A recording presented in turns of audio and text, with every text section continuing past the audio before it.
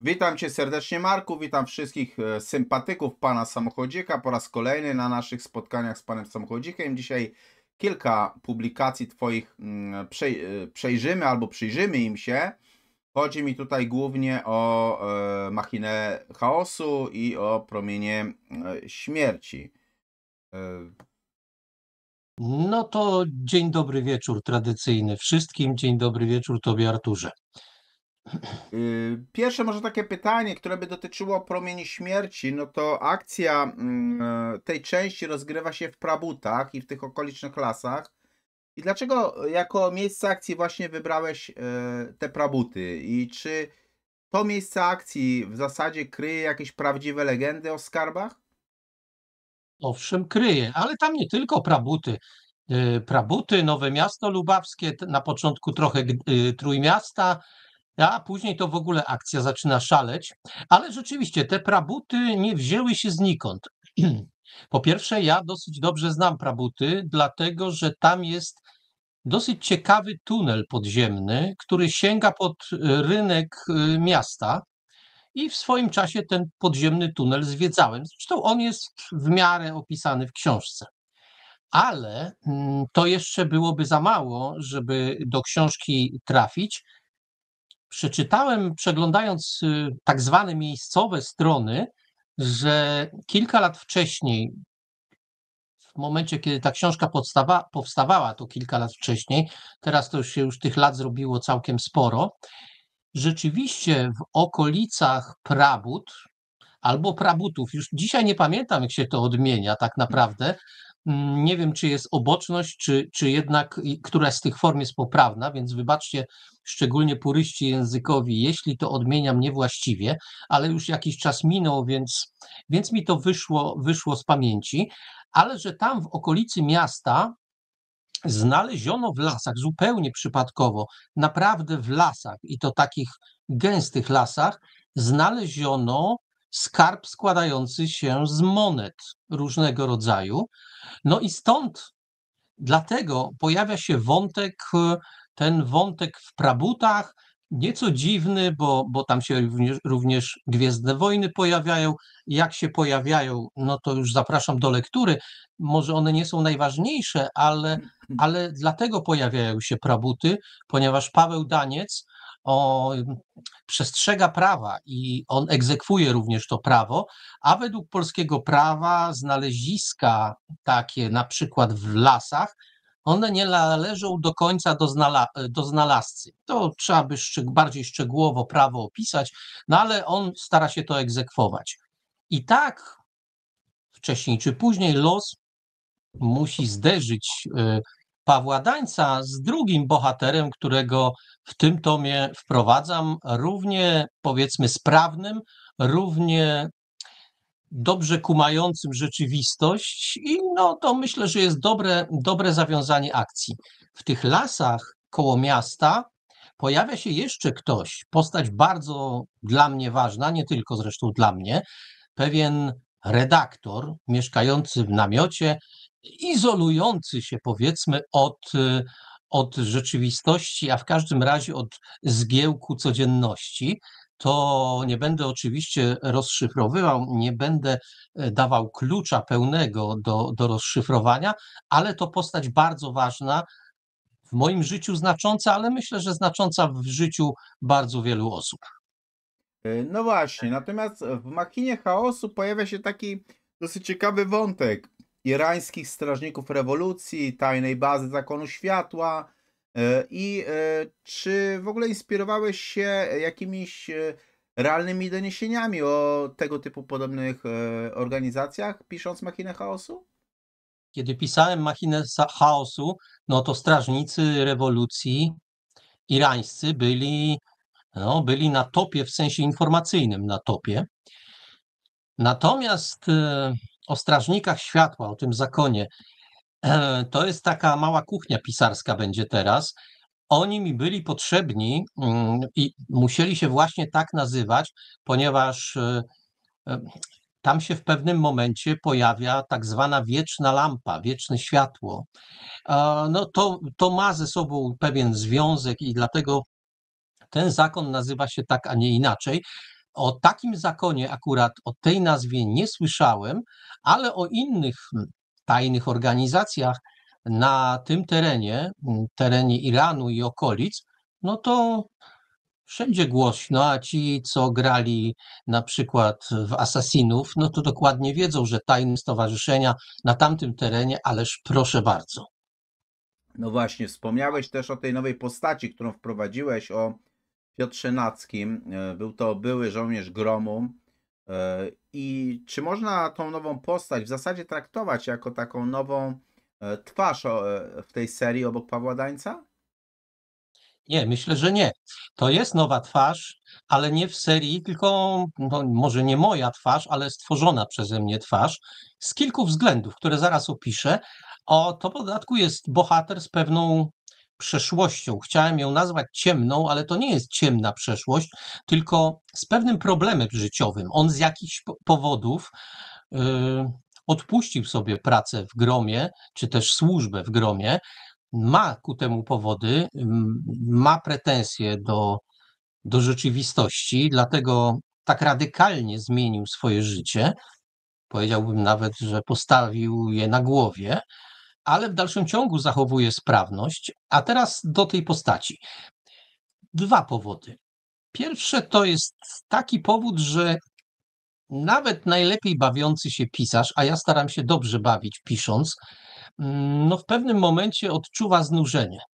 Już ci bohaterowie nie są tacy świeżi, jak byli na początku, a trochę gorzej, jakby się poruszają po tej scenie, którą się tworzy. Tak człowieka korci, żeby jakąś nową postać wprowadzić. No i to miał być taki właśnie nie, że przeciwnik, bo to przecież oni współpracują z Pawłem Dańcem, ale takie nawet nie alter ego, tylko ktoś taki, kto jest troszeczkę inny, troszeczkę ma inną wrażliwość, inaczej na pewne rzeczy patrzy, a jednocześnie, jeśli chodzi o sprawy takie, nazwijmy to wojskowo-militarne, jest bardziej na topie, jest bardziej trendy i wie, o co w tym wszystkim chodzi. Paweł Daniec, przypomnę, on był w czerwonych beretach, ale to jest dosyć ważne. Czerwone berety to nie Grom. Czerwone berety to były wojska powietrzno-desantowe, szczególnie hołubione były właśnie w PRL-u. No i wtedy być w czerwonych beretach, no to naprawdę oznaczało być komandosem. Natomiast Grom to jest kolejny poziom, jak to się teraz mówi modnie, kolejny level. No więc oni są różni, są wysoko sprawni, ale jednak y, Piotr jest sprawniejszy, Piotr Nacki. Zresztą nie jest dla nikogo tajemnicą, że jego nazwisko też nie wzięło się znikąd. To jakby jest takie puszczenie oka do czytelnika. Zresztą to nie jest przecież specjalnie subtelne nawiązanie, ale no stąd się wzięła ta postać. Poza tym, oczywiście, jak za wszystkim u mnie, prawie wszystkim, musi stać jakiś tajny plan. A plan był taki, może jest dalej taki, nie wiem tego jeszcze, że postanowiłem stworzyć postać, która będzie niejako gotowa i sobie poczeka.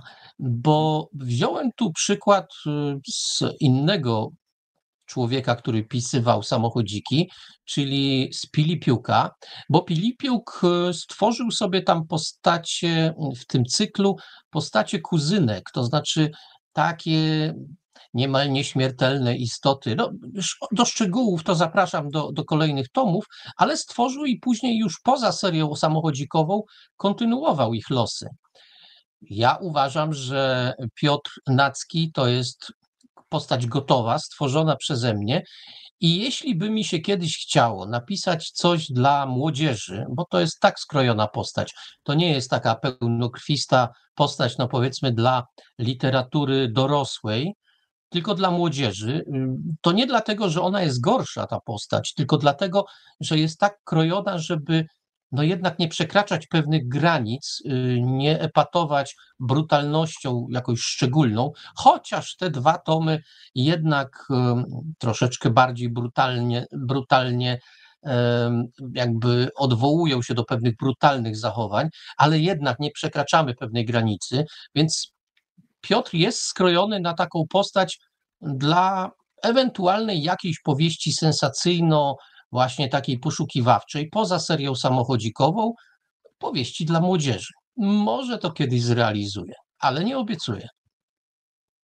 No właśnie, widzisz, w promieniach śmierci pojawia się taka skrzynia z tajemniczym skarbem sprzed 1000 lat.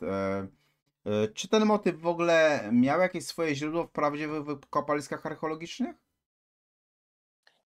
To znaczy, i powiem szczerze, że ja już nie pamiętam tego motywu tej skrzyni tak do końca. Nie pamiętam jej, znaczy pamiętam, że była, natomiast jej dokładnego umiejscowienia w akcji nie pamiętam. Ale powiem tak, że to był akurat tom, przy którym ja starałem się, ja to nazywam haczykami, ym, rozmieszczać te haczyki, czyli haczyki to są takie miejsca w książce, które łączą nas z rzeczywistością, mnie łączą z rzeczywistością i tych haczyków w obu książkach, w tej dylogii jest sporo, więc nawet nie pamiętając w tej chwili szczegółów, mogę powiedzieć, że ta skrzynia była czymś konkretnym inspirowana. To nie, akurat w tych dwóch tomach starałem się, żeby czasami, no powtarzam, to nie były dokładne kopie jakichś doniesień prasowych, ale żeby to były jednak takie sytuacje, takie gadżety, nazwijmy to powieściowe, które gdzieś tam jednak, jak ktoś się postara, to sobie może w internecie, w jego czeluściach odkryć. Właśnie. Natomiast tutaj widzisz, jeśli chodzi o machinę chaosu, to tutaj przenosisz czytelnika poza granicę Polski, bo przenosisz go aż na grecką wyspę Hiperii. Dlaczego w ogóle zdecydowałeś się na tak egzotyczną scenerię? I jakie tajemnice ta wyspa w ogóle skrywa? Zacznijmy od tego, że wcześniejszy tom też nie kończy się w Polsce. Tam mamy do czynienia z drugim kontynentem. Tam przecież Paweł Daniec ulega poważnemu wypadkowi, nawet bardzo poważnemu, i to się nie dzieje przecież w Polsce. Co więcej, tam w grę wchodzi pewien eksperyment z ludzką pamięcią. Tam już trochę poszalałem, mówiąc szczerze, ale wszystko w granicach prawdopodobieństwa. To znaczy, mówiąc o tym, że szalałem, to znaczy, że naprawdę pojechałem po całości i to jest prawdopodobne. Ta sytuacja z wypadkiem Pawła Dańca, ale też z pewną wiedzą, którą zyskał, o której sam nie wiedział, że ją zyskał. Dlaczego mówię w taki sposób, a nie inny? No to już odsyłam do lektury, ale on zyskał pewną wiedzę, którą trzeba było z niego niejako wydobyć. Zdrobiono to. No a wyspa, powiem tak, wyspa też jest tak naprawdę rozpoczęciem dalszej podróży, bo przecież dalej oni trafiają na tereny Bliskiego Wschodu. Nie bez przyczyny rzecz dzieje się w pewnym momencie w Iraku, w pewnym momencie jeszcze w kilku innych lokacjach. Mamy do czynienia z tajemniczą podziemną świątynią, labiryntem. To tam jeszcze wiele takich innych sytuacji. Starałem się, żeby to było egzotyczne. Zresztą znowu, żeby oddać sprawiedliwość, w prologu pierwszej części też jesteśmy dosyć daleko od Polski. No starałem się, żeby to rzeczywiście po świecie trochę pohulało, tym bardziej, że to wszystko, co tam jest opisane, tworzy pewną taką całość, mam nadzieję, że strawną. Ja zawsze staram się, żeby specjalnie tak się nie nadymać, bo to, co jednemu się podoba, drugiemu wcale nie musi. Ja się w każdym razie dobrze bawiłem, pisząc tę książkę. Co więcej, powiem tak, że jakieś fatum nad tą książką, nad pierwszą częścią ciążyło, ponieważ ja ją już skończyłem. Właśnie miałem ją wysyłać do wydawcy, no ale i miałem zacząć pisać drugi tom. I dosłownie przeglądałem sobie ostatni raz, że tak się wyrażę, przeglądałem komputeropis, maszynopis na ekranie komputera. I coś się takiego stało, czego do dzisiaj żaden komputerowiec mi nie wyjaśnił, po prostu cały tekst mi się rozsypał. Wszystkie zdania, a to jest ponad 400 tysięcy znaków, 420, o ile dobrze pamiętam, to wszystko się pomieszało ze sobą i to tak dokładnie, że nie wiedziałem, co zrobić, a termin miałem właściwie 24-godzinny. No i co zrobić z czymś takim, gdzie po prostu zdania się wymieszały, to co na początku, to co na końcu, w środku, wszystko było pomajtane ze sobą. Na szczęście ja już nie pamiętam, wiem, pamiętam, miałem wydruk wcześniejszy i na podstawie tego wydruku i na podstawie takiej funkcji w Wordzie, w której łapie się frazy poszczególne, wyszukiwałem frazy i ustawiałem w odpowiedniej kolejności to wszystko. To mi zajęło czas od 6 wieczorem, kiedy to mi się było rozsypało, do 10 rano następnego dnia. Nie spałem tej nocy po prostu, ale powieść na nowo z tej rozsypanki, z tych zdań złożyłem. Nie, żebym wysnuwał z tego jakieś daleko idące wnioski, na przykład odnośnie templariuszy, którzy się pojawiają, a właściwie dziedzictwa templariuszy, które się pojawia w tej książce, ale jakbym był jakoś szczególnie przesądny, to bym powiedział, że jakieś fatum nad tym pierwszym tomem no jakby było, rozciągało się, no to postanowiłem się na tym fatum zemścić i drugi tom to już naprawdę dzieje się tam, no bardzo dużo się po prostu dzieje. Mhm. Oczywiście, tak przynajmniej jest moje zdanie, no, czy Promienie Śmierci, czy Machiny Chaosu można by niezależnie czytać od reszty tej całej serii. Natomiast czy uważasz, że one są niezależne od całej serii, czy też warto by znać wcześniejsze przygody Dańca i jego przyjaciół? Nie, myślę, że spokojnie można przeczytać tę dylogię bez wcześniejszej wiedzy na temat Dańca. No, tak to jest z tymi książkami, że czy to pisze Pilipiuk, czy to pisze inny autor, czy może pisze Żelkowski, naprawdę nie trzeba znać wcześniejszych tomów. Czasami, jeśli jakiś tom do czegoś nawiązuje, to pojawia się przypis. Mhm. Do czego nawiązuje, gdzie coś było i dlaczego było, i wtedy rzecz jest prostsza. No natomiast nie, tego nie trzeba tak naprawdę, nie trzeba całej serii studiować, żeby sobie z tą dylogią, którą stworzyłem, poradzić. Zresztą ja powiem tak, nie zrezygnowałem z postaci Piotra Nackiego. On się jeszcze przynajmniej w jednym tomie samochodzikowym pojawia. Ale tak, no powiem, powiem tak zupełnie szczerze, ja lubię tę szaloną dylogię, ja ją tak gdzieś w myślach nazywam. Nie szalona, że tam nic się nie trzyma przysłowiowej kupy, tylko dlatego szalona, że ona naprawdę gna. Ja sobie wtedy postanowiłem, że zrobię taki narracyjny eksperyment.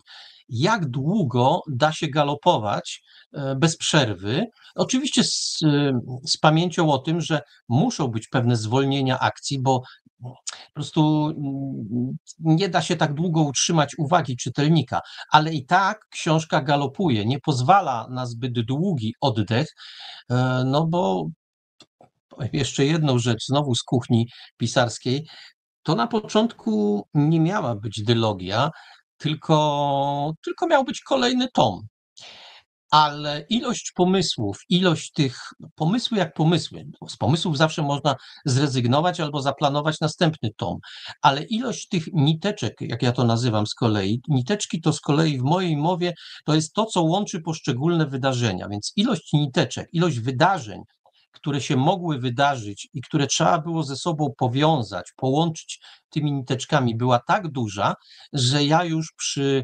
300 tysiącach znaków wiedziałem, że nie da się tego zamknąć, tej historii w 400 tysiącach, 420 tysiącach znaków. Trzeba napisać część kolejną. Powiem tak, jedyna rzecz, której się tak naprawdę bałem, to że pisząc drugi tom, to przy kolejnych 300 tysiącach dojdę do wniosku, że teraz też tego nie zamknę i będę musiał napisać trzeci tom. Nie żebym się źle bawił, tylko prawda jest też taka, że wydawca, tu trzeba mu, chylę czoła przed wydawcą, bo zachowuje ostrożność. Ja się tego dużo, dużo później nauczyłem, sam pracując w wydawnictwie, że jak autor zapowiada, że napisze drugi tom, to zapowiada. Nie zawsze słowa dotrzymuje, więc od wydawnictwa dostałem prosty przekaz. Okej, mogą być 2 tomy, może być nawet 5 tomów, Mhm. ale najpierw chcemy mieć te 5 tomów, a później to będziemy wydawać. No więc skończyłem na 2. Okej. W książkach, w tych 2 przynajmniej publikacjach pojawiają się elementy współczesnych zagrożeń, bo pojawia się tam terroryzm, pojawiają się tajne organizacje, różne militarne technologie. E, Czy był to jakiś taki sposób na unowocześnienie tej klasycznej serii o panu samochodziku? Nie, myślę, że nie. Przede mną już to robili różni autorzy. Pilipiuk też to lubił robić. E, Wspominam często Pilipiuka, bo ja lubię jego prozę po prostu, zarówno tę samochodzikową, jak i tę niesamochodzikową. Nie żebym odnajdował tam jakieś szczególnie ważne przekazy. On jest po prostu bardzo sprawnym rzemieślnikiem, bardzo sprawnym pisarzem tworzącym znakomite historie i ja po prostu cenię, doceniam i lubię to, co on pisze, więc troszeczkę też na niego zerkałem, jak on to robi, dlaczego to robi i w jego prozie dostrzegałem czasami takie całe książki, które były bardzo kameralne, odbywały się na przykład gdzieś w lesie przy okazji jakichś wykopalisk, a inne były właśnie rozbuchane, galopujące po świecie, po różnych miejscach, po Turcji i nie tylko po Turcji. Wiele lokacji zabierał swoich czytelników. Postanowiłem zrobić to samo. Postanowiłem też te tematy, o których powiedziałeś, czyli na przykład terroryzm, czy na przykład różne nie, niezbyt bezpieczne zachowania czy sytuacje, postanowiłem też o nich napisać, nie dlatego, żeby kogokolwiek przestrzegać, nie dlatego, żeby to było modne, chociaż tu już bliżej, bo to był czas, kiedy powstawała ta dylogia, kiedy, kiedy ten temat terroryzmu, strażników rewolucji, tego, co się tam wszystkiego, wszystko działo, kitłasiło wręcz na Bliskim Wschodzie, to był temat bardzo na czasie. Można by powiedzieć, że Bliski Wschód zawsze jest na czasie, ale wtedy on był rzeczywiście gorący i taki bardzo, bardzo no, żrący, jak to się mówi. Stąd pojawiają się tam dziwne miejsca, taki rodzaj bagien w Iranie, przepraszam, w Iraku, pomyłka, w Iraku, przy okazji tych wielkich irackich rzek. Tam jest taki teren naprawdę i tam się też pewna bardzo ważna, bardzo dynamiczna akcja odbywa, związana z rodzajem, no nazwijmy to desantu, ale to już zostawiam czytelnikom. Powtarzam, z jednej strony rzeczywiście starałem się opisywać rzeczywistość tak, jak ona mogła wtedy wyglądać, czyli z tymi zagrożeniami, które wtedy były, to nie znaczy, że one teraz zniknęły, to z jednej strony, ale z drugiej strony, ja to często podkreślam w naszych rozmowach, ja naprawdę staram się przy pisaniu bawić. Dlaczego? Dlatego, że pisanie w gruncie rzeczy to jest praca i to dosyć ciężka, więc jak można to połączyć, tę ciężką pracę z odrobiną zabawy, to bardzo chętnie robię i samochodzik, kolejne tomy, y, to jest taki dobry moment na takie zabawy właśnie. Mhm. Który tak na marginesie z tych bohaterów, czy Paweł Daniec, czy Piotr Nacki jest tobie bliższy i dlaczego? Znowu się pewno wyślizgnę z tej odpowiedzi, albo będę się starał, dlatego że do Pawła jestem przyzwyczajony. Paweł Daniec to jest sprawdzona firma, niejako przypieczętowana nie tylko przeze mnie, ale przez wielu innych autorów i mówię, sprawdzona firma. Natomiast Piotr Nacki to była po pierwsze nowość, tak jak mówiłem, po drugie to była postać, która mnie fascynowała. On tak naprawdę to była taka postać, trochę odprysk pewnej postaci, którą stworzyłem dla już dorosłej powieści sensacyjnej pod tytułem Kot z Cheshire. Ja wtedy dosyć dużo musiałem postudiować i porozmawiać z ludźmi, którzy zajmują się, no, powiedzmy tak ogólnie, operacjami specjalnymi, to może w ten sposób, więc trochę już wiedzy na ten temat miałem i to nie wyciągniętej z tego, co mi się wydaje, bo to jest akurat najmniej ważne, tylko takiej wiedzy, nazwijmy to źródłowej, gdzie ludzie mówili o tym, czym żyli. No to postanowiłem na bazie tej wiedzy, pewno minimalnej, ale jednak wiedzy, skonstruować taką postać i ona też mi jest bliska. To znaczy, trochę często przywołuję postać tej żaby, która się nie rozdwoi, nie rozpęknie i nie może stanąć na dwóch miejscach naraz. Lubię Pawła, on mi bardzo dobrze służy w samochodzikach. No a Piotr to jest potencjał, na razie niewykorzystany, dobrze zbudowany moim zdaniem. Ta postać jest dobrze zbudowana, można jej nie lubić, bo to jest postać nieco zbyt doskonała. To sobie uświadomiłem dopiero po jakimś czasie. On jest taki trochę bez skazy, ma skazy tak naprawdę, ale jako postać taka waleczna, gromowa, no trochę się jawi jako taki facet, który zawsze sobie poradzi. Trochę tak widzę żołnierzy Grom, chociaż ostatnie wydarzenia wskazują, że oni też są śmiertelni i też im się różne rzeczy nieprzyjemne przydarzają, ale zresztą ja tu nie jestem odosobniony. Bardzo, bardzo wiele osób skłonna jest tak ludzi z Gromu postrzegać, że to są ludzie niemal niezatapialni i niezniszczalni. Powiem szczerze, trochę tak jest. Ja czasami po takich rozmowach zastanawiałem się, zwykły człowiek. No fakt, że na ogół dobrze zbudowany, znacznie lepiej niż większość moich znajomych, no ale naprawdę to jak to się dzieje, że on się kulą nie kłania, a wszyscy inni to sobie może gorzej radzą.